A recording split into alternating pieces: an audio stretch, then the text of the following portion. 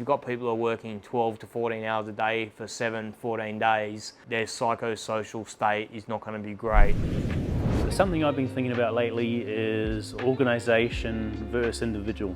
So you've got the psychosocial code of practice. Org psychs are doing their thing at the moment. They're going in, they're looking at work design and all the different elements that fit under that umbrella or that banner, right? The focus has shifted from come in and do these visits and you're connecting with people to how do we work with the organisation to create this top-down process or system that has this overall positive impact on culture. How do you perceive that, the organisation versus individual and the shift from individual to organisation? What impact do you think that's going to have on individuals within the industry, both positive and negative?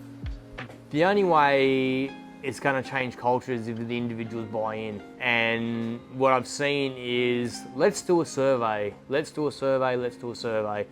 they've done 3 surveys, and then when you talk to the people on site, they're like, yeah, there's been no action. Or on the flip side, there's been so much action that nothing is implemented well, right? So it's like a scattergun approach to, let's change all of the things at once and hope something sticks. And then when 6 months later nothing stuck, they're like, let's do it again. And people are like, well, we just did this 6 months ago. So I think there's a real risk at the moment of that kind of happening. Like, we want to change this and we're going to do it, and we're going to do it fast. And what I know about psychosocial is it's complicated and it's probably not going to move fast. It's like a bowl of spaghetti, right? Like, you can't really just pull one strand out and hope that the bowl of spaghetti is going to look different.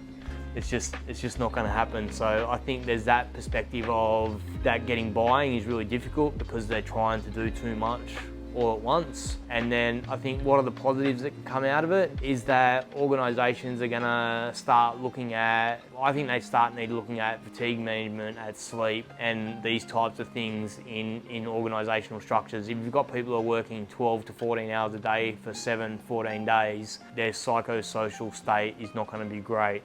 So what does that look like? And then there's the money piece. And so I think there's a lot of moving parts that are more complicated in the mining industry than they could be managed in other industries. Yep.